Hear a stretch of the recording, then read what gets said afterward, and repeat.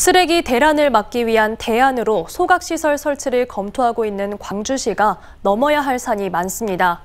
쓰레기 소각장이 혐오시설이라는 인식이 워낙 강해서 예정지 주민들의 격렬한 반대가 예상되고 있습니다. 또한 수천억 대의 예산 확보도 관건입니다. 보도에 김영찬 기자입니다. 2030년 쓰레기 직매리 금지에 따라 당장 발등에 불이 떨어진 광주시. 소각시설을 설치하는 데 있어 최대 관건은 주민 반발을 얼마나 최소화하느냐입니다. 광주시는 주민 수용성을 높이기 위해 공모 방식으로 소각시설을 추진한다는 방침입니다.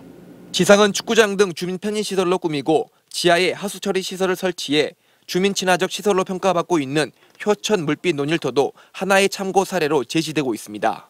하지만 주민 설득 과정은 만만치 않을 것으로 예상됩니다. 소각시설이 대표적인 혐오시설로 인식돼 있고 2001년 가동되기 시작한 상무 소각장도 주민 집단 민원 등으로 인해 사용 연한이 다 되기도 전에 조기 폐쇄됐기 때문입니다. 우수 사례로 꼽히고 있는 유니언파크도 주민협의회를 구성해 15차례에 걸친 협의 과정을 거쳤고 충남 아산 소각시설 역시 추진 과정에서 주민들의 반발에 직면하기도 했습니다.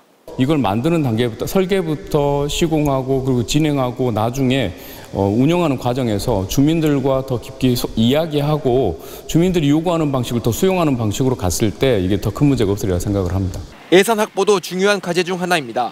보통 민원이 발생하지 않을 경우 소각시설이 설치되는 데까지 6, 7년 정도 걸리는데 민원이 발생하게 되면 그보다 훨씬 더 오래 걸리기 때문입니다. 법이 시행되기까지 이제 7년 정도밖에 남아있지 않아 기한 내에 해법을 찾을지도 미지수입니다. 이로도 국비에 지원할 수 있는 그런 근거를 찾아서 국비 지원을 최대한 받도록 하는 것들. 그러니까 큰 개념에서 자원순환 정책, 또 거기에 결부되어 있는 게 탄소 중립, 온실가스 감축과 연계돼서 이 정책을 접근해야 된다라고 생각을 합니다.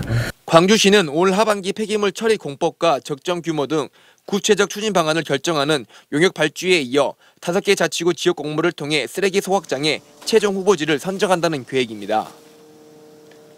하지만 주민들의 반발과 예산 확보 등 앞에 놓인 난관들을 극복하지 못하면 소각시설 설치는 백일몽에 그칠 가능성이 높습니다. MBC 뉴스 김영창입니다.